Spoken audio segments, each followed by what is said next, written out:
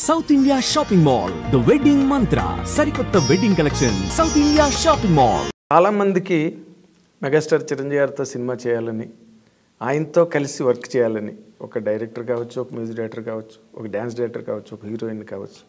ఎప్పుడో రాశాను నేను గతంలో ఆయన మీద, దాదాపు 25 ఏళ్ల క్రితం. అందరి గమ్యం చిరంజీవి గారని. అలాంటి గమ్యాన్ని మీరు 2 చేతులతో పట్టుకున్నారు. How is your feeling about it? అంటే అది వి కాంట్ ఎక్స్ప్రెస్.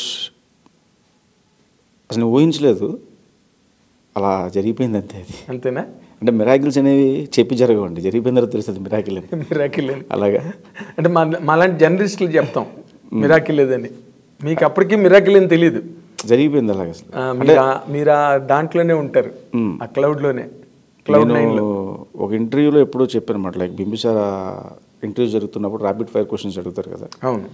అడిగితే చిరంజీవి గారితో చేస్తే ఎలాంటి సినిమా చేస్తారు అంటే ఫ్యాంటసీ సినిమా అన్నాను. ఓ అప్పుడే అది నిజమైంది. అది నిజమైంది మళ్ళీ అదొక ఇమీడియట్గా ఇంత త్వరగా వస్తుందని ఎక్స్పెక్ట్ చేయలేదు. ఓకే, అంటే మీ వైపు నుంచి ఏ ప్రయత్నం దాని పట్ల జరిగిందా అసలు? అది ఎలాగే సార్ చిరంజీవి గారిని రీచ్ అవ్వాలంటే చాలా ఉంటుంది సార్. అంటే ఒక ఫస్ట్ టైం డైరెక్టర్కి ఆ సినిమా తర్వాత కథ రాసుకుని ఆయన దగ్గరికి వెళ్ళాలి అంటే డెఫినెట్ గోల్ ఉంటుంది. బట్ నాకేంటంటే లక్కీలీ ఈ సినిమా అయిపోయిన తర్వాత నాకు యూవీ క్రియేషన్స్ విక్రమ్ ద్వారా పరిచయం అయింది. మళ్ళీ చిరంజీవి గారిని కలిసే అవకాశం దొరికింది నాకు. ఓకే, చిరంజీవి గారిని కలిసి అండ్ చరణ్ కలిసాను నేను. చరణ్ గారు చెప్పిన తర్వాత చిరంజీవి గారికి కథ చెప్పింది. అలా అది ప్రాజెక్ట్ మెటీరియల్ అయింది.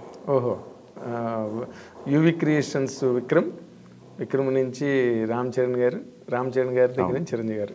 ఓహో, తక్కువే జర్నీ కదా.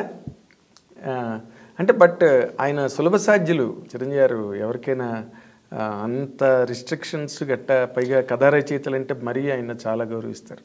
అవును, మీరు అది ఎంజాయ్ చేశారు ఆయన దగ్గర? చాలా బాగా అండి. అంటే బయట నుంచి చూసినప్పుడు ఎలా ఉంటుందంటే, అమ్మో చిరంజీవి గారా రకరకాలుగా వినపడుతుంది. లోపలికి వెళ్ళిన తర్వాత ఆయన నిజంగా ఎంత కంఫర్ట్ ఇస్తారంటే, ఒక చిన్నపిల్లలు అయిపోయి జాగ్రత్తగా వింటారు, అసలు ఎక్కడ డిస్టర్బెన్స్ ఉండదు, నీట్గా విని అమ్మ ఇది బాగుంది, ఇది ఇలా ఉంది అని చెప్పేస్తారు ఆయన. అందులో పెద్ద కన్ఫ్యూజ్ చేయడం కానీ అలాంటిది ఏమి ఉండదు. అంటే ఆయన నాకు ఫస్ట్ టైం వెళ్ళినప్పుడు ఒకటే మాట చెప్పారండి, అమ్మ కథ చెప్పడానికి వచ్చావు, నువ్వు చెప్తున్నది ఒక మెగాస్టార్ చిరంజీవి గారికి అనే విషయం మర్చిపో, నువ్వు హిట్ సినిమా తీసిన డైరెక్టర్ అనే విషయం మర్చిపోయి ఒక ఆడియన్గా, ఒక ఫ్రెండ్లీగా, ఒక ఫ్రెండ్కి ఎలా కథ చెప్తావు అలా చెప్పు, ఫ్రీగా ఉండవు అని నాకు అనిపించింది. నేను చెప్తాను, ఇన్సిడెంట్గా అనిపిస్తాయి కదా, అలా నేను చెప్తాను, నచ్చితే ఇంప్లిమెంట్ చేయి, లేదు అంటే ఎందుకు నచ్చదు నాకు చెప్పే. సో అండ్ కాల్ నీదే లాస్ట్లో. ఓకే, ఆ ఫ్రీడమ్ ఇచ్చారండి నాకు. అవునా? దానివల్ల ఆయనతో నాకు ఇంటరాక్షన్ కూడా చాలా బాగా కుదిరేది. ఆయన దగ్గరికి వెళ్ళినప్పుడల్లా 1 hour 2 hours స్పెండ్ చేయడం నేను అక్కడ, అంత బాగా జరిగింది. అదే ఒక హోమ్లీ ఫీలింగ్. అవును, కంఫర్ట్ ఇస్తారు ఫస్ట్. ఎస్, అది అందరూ ఎంజాయ్ చేసే అట్మాస్ఫియర్. ఒక జర్నలిస్ట్కి కానీ, ఒక డైరెక్టర్కి కానీ, ఒక రైటర్కి కానీ. కానీ మీరు చిన్నప్పటి నుంచి చిరంజీవి గారి సినిమాలు చూసి ఏలలేసే బ్యాచ్ అనుకుంటాను నేను. అవును. అలాంటిది మొట్టమొదట అసలు చిరంజీవి గారి దగ్గరికి వెళ్ళినప్పుడు what is your first feeling? అంటే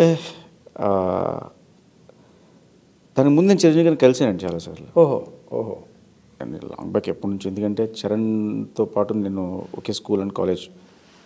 చరణ్ నా క్లాస్మేట్ నాకు. ఓకే. సో అలాగా అండ్ అల్లు శిరీష్, చరణ్, రాణా అందరూ మేము బ్యాచ్మేట్స్ మేడం. ఓకే. అలా నేను చిరంజీవి గారి ఇంటికి వెళ్ళేవాడిని నేను. ఓహో. సో అలా చూసి, అంటే డాడీ వీళ్ళందరూ ఉంది కాబట్టి అవును, అలా నాకు పరిచయం నాకు. ఓకే. ఆ తర్వాత మధ్యలో ఒక 10 days 15 days ఓ సినిమాకి కూడా పనిచేశాను ఆయన సినిమాకి నేను. ఏ సినిమాకి? శంకర్దాదా MBBSకి అప్రెంటిస్కి వెళ్ళా. ఓకే. సో అలా కూడా నాకు ఆయన పరిచయం మాట. ఓకే. సో నిన్ను చూసి కొత్తగా ఫీల్ అయ్యేది ఏం లేదు ఆయన, కొత్త కుర్రాడు వచ్చాడు నాకు. బట్ డెఫినెట్గా అప్పుడు ఏదో మామూలుగా, ఇప్పుడు డైరెక్టర్కి వెళ్ళినప్పుడు ఒక ఎక్సైట్మెంట్ ఉంటుంది. ఎస్ చిరంజీవి గారు కథ చెప్తున్నావు. ఎస్, ముందు రోజు రాత్రి ఎలాగా ఖచ్చితంగా ఆ టెన్షన్, ఆబ్వియస్లీ ఆ టెన్షన్ ఉంటుందండి. అవునా? ఏంటి, what is the special homework మీరు చేసింది? చిరంజీవి గారికి రేపు కథ చెప్పబోతున్నావు, and all time great hero, and of course మీకు ఫ్యామిలీతో రిలేషన్ కూడా ఉంది కాబట్టి. అంటే ఒకటి చెప్తాను సార్, హీరో డైరెక్టర్ ఎంత ఫ్రెండ్స్ అయినా అవ్వచ్చు, లేకపోతే వేరే రిలేషన్ అయినా ఉండొచ్చు, కానీ కథ నచ్చిందని సినిమాలు చేస్తారు సార్ ఎవరన్నా. మనం చెప్పే కథ నచ్చాలి. ఎస్. ఈవెన్ బ్యాక్గ్రౌండ్ కూడా ఒకటే చెప్తే ఎక్కడి దాకా తీసుకెళ్తుంటే ఫోన్ కాల్ వరకు తీసుకెళ్తుంది. సార్ ఐఎమ్ సో అంటే ఓకే రామ్మా అంటారు. అక్కడికి వెళ్ళిన తర్వాత మనం కథ చెప్పి ఒప్పించుకోవాలి. మనం చెప్పే కథ నడిపిస్తే తప్పితే ఓకే ఈ నా ఫ్రెండ్ కొడుకు లేకపోతే ఈయన నా అబ్బాయి వాళ్ళ అబ్బాయి అవన్నీ నడవండి. అవును, స్ట్రైట్గా మనం వెళ్ళి చెప్పే కథే మనల్ని నిలబెడుతుంది అక్కడ ఫైనల్ కంటెంట్. ఎందుకంటే కథ విషయంలో ఆబ్లిగేషన్స్ ఇవన్నీ పనిచేయవు. అవును అవును, కథ కంటెంట్ స్పీక్స్ అంతే. ఇప్పుడు ఆయన కథ నచ్చింది కాబట్టి మెటీరియలైజ్ అయిందండి, నచ్చకపోతే అవును వేరే కథ చూసి వేరే వెళ్ళాలి మళ్ళీ. అవును కరెక్ట్ కదా. ఇప్పుడు ఎవరైనా కూడా కంటెంట్ బాగుందంటే ఎప్రిషియేట్ చేస్తారు, వెంటనే ముందుకు వస్తారు ప్రాజెక్ట్ చేయడానికి. And the same case with you now. Chiranjeevi గారికి ఆ కథ అంత బాగా నచ్చబట్టి కదా ఇమ్మీడియట్గా ప్రాజెక్ట్ అనౌన్స్ అయింది. చాలా ఫాస్ట్గా అయింది. చాలా ఫాస్ట్గా అయింది. మేము చూస్తున్నాం కదా. అలా ఇంత ఫాస్ట్గా ఒక యంగ్ డైరెక్టర్ ప్రాజెక్ట్ అవ్వడం అన్నది ఇదే మొదటిసారి అనుకుంటాను నేను. ఏమన్నా luck. Yes, your luck, really luck. ఇప్పుడు ఈ బింబిసార అనే సక్సెస్ ఏదైతే ఉందో అది నీకు దీనికి ఏ విధంగా హెల్ప్ అయింది అనుకుంటున్నారు?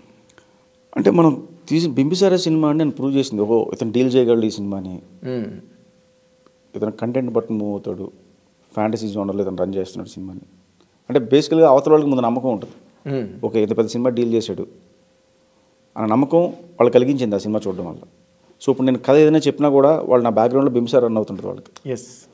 సో అది నాకు బాగా హెల్ప్ అయింది. అన్న లైఫ్ మార్చింది మొత్తం బింబిసార. అంతేగా, అసలు బింబిసార వచ్చిన తర్వాత కదా వశిష్ఠ గురించి మాట్లాడి కూడా మొదలెట్టారు. అవును, లేకపోతే వశిష్ఠ ఎవరో